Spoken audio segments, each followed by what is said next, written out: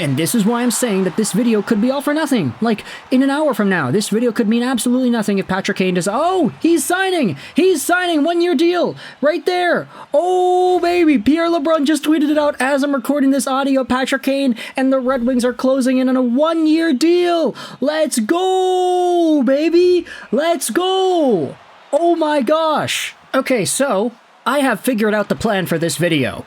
I just spent the last 5, 6, 7 minutes talking about the idea of Patrick Kane and the Montreal Canadiens because of Frank Saravalli's article saying that the Canadiens are going to make a push for Kane. We just went into the entire nitty-gritty of that, and you know what? I don't want to throw away that commentary. I feel like it was a pretty nice one. So what I'm going to do is react to the Patrick Kane contract that is being handed out here by the Red Wings, and then we will do a little retrospective, oh, this is what we were talking about 10 minutes ago thing about Patrick Kane and the Canadiens, if that were to ever manifest, and what that would look like, because there were big conversations popping up from Frank Saravalli. But for now, Pierre LeBrun just tweeted out that Patrick Kane and the Red Wings are indeed closing on a 1-year deal. All we gotta do is wait and see what the money is. But Patty Kane returning to Detroit after Elliotte Friedman said that there was momentum that he would re-sign with Motown.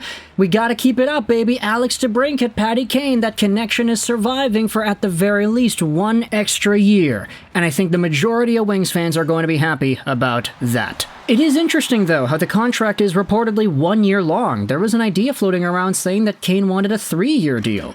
And there was concern about that because he's 35 years old, and how good is he going to be when he's 38, etc., etc. But if it's 1 year, he's already as good as he is right now. Pay that guy $11 million for all I care, it's just 1 year. But of course, the cheaper it is, the more options Stevie Y will have to go after other free agents, and there still are the Sider and Raymond contracts that need to get done. We're expecting maybe bridge deals, who really knows, but hey, if they have enough money left on the table after everybody is signed, is Steven Stamkos a possibility? I mean, the idea has been floated out there. Imagine Kane over to Stamkos. That would make this Red Wings team a playoff contender. But either way, I'm going to end this video off here because I just recorded an entire 7-minute monologue about the Canadiens. So if you're a Habs fan, you can listen and tune in on this. I will put this screenshot at the end of the video. RIP Patrick Kane to Montreal. June 30th, 2024 to June 30th, 2024. Thoughts in the comment section below about Patrick Kane signing with the Red Wings a 1-year deal. I hope you enjoyed this video and the little excerpt of the Canadian stuff. So just roll 9 and bye.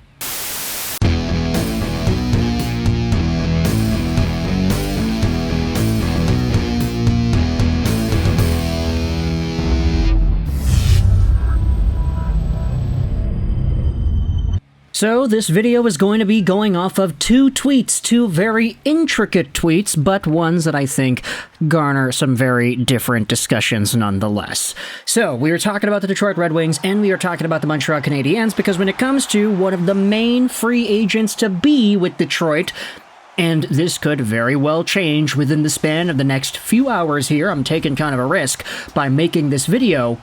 When it comes to Patrick Kane, there's been a lot of panic in Motown. Hey, this guy was good. Should they bring him back? Will they bring him back? Are they trying to bring him back? Please come back. And it's been an entire thing. A lot of people speculating that Steve Yzerman is preparing to make a splash after the Jake Wallman trade we had seen a few days ago. We also saw rumors linking Jacob Trouba over to Detroit, and apparently Trouba himself, the guy, was very perturbed and shocked by that conversation that was going on. Who knows what Stevie Y has up his sleeve, but Patty Kane is the main free agent to be on Detroit, whose services are going to be highly coveted around the NHL. 35 years old, who had just put up a 47-point in 50-game season with Motown, especially coming off of that surgery he had last summer. It's been a very good revival for him and his career. Nobody is going to look at Patrick Kane and worry about that surgery anymore. He's proven that he can play, he can produce, he can still contribute at a top level post-surgery. So, of course, the Red Wings want to bring this guy back. You consider the timeline, you consider where the team is, you consider the line mates, you consider the chemistry, you consider the success that happened with Kane in Motown points-wise. It's a no-brainer, right? He's a good player, talented guy, he wanted to come to Detroit.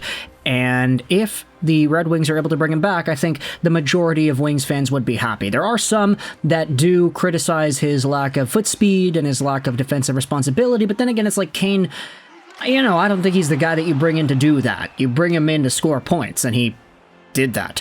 So, either way, it's been kind of a worrywart for a lot of Red Wings fans the past few weeks here as to whether or not Kane would resign.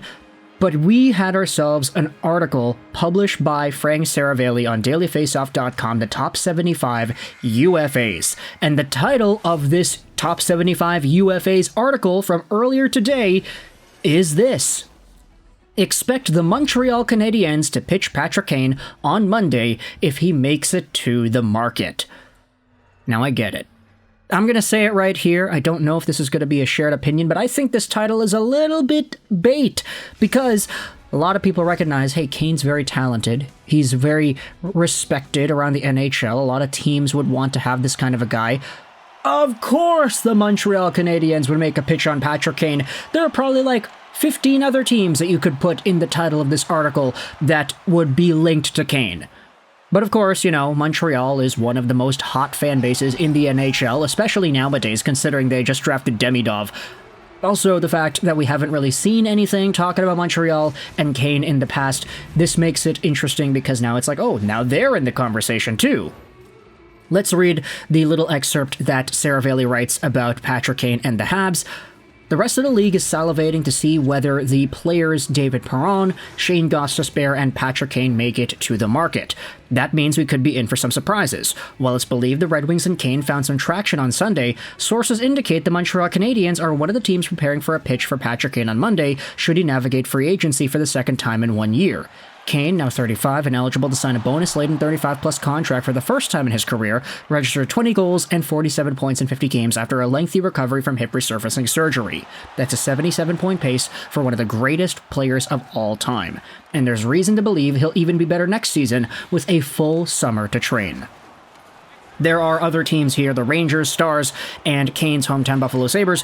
These are also teams that are expected to make a play for Kane. Among the questions to consider from a Montreal perspective, would Kane consider playing in Canada? Does he have interest in playing for Marty St. Louis? Would he commit to a non-playoff team like the Habs given their build cycle and timeline?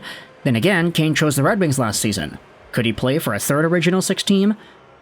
And if you wanted to try and answer these questions, I'll say this. I'm not going to speak for Patrick Kane as to whether or not he'd want to play in Canada. Like, that's a completely personal thing. But we know Kane likes the spotlight, right?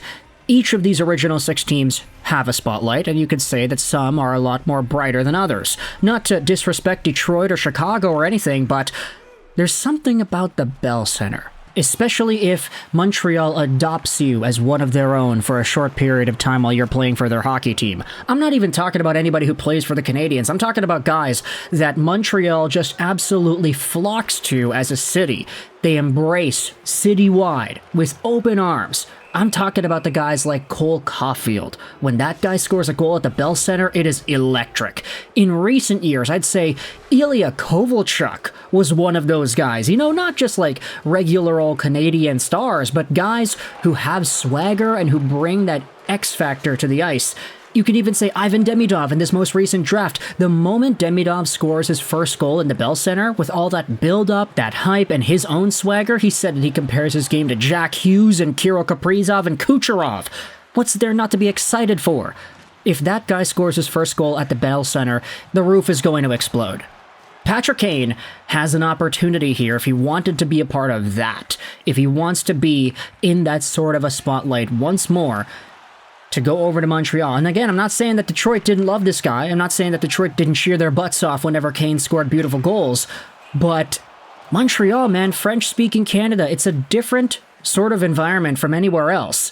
And if Kane wants to go out there and maybe form a new connection with a guy like Cole Caulfield, let's see if we can get some Kane to Caulfield one-timers, American sniper, playmaker combo plays on the power play or something like that. I think that's pretty interesting. Of course, it kind of rounds out the rest of the top six. If you wanted to have Caulfield, Slafkovsky, Suzuki, and then have Doc with Kane, former teammates, with Alex Newhook on the other wing, that sounds like a very interesting way to navigate this offseason.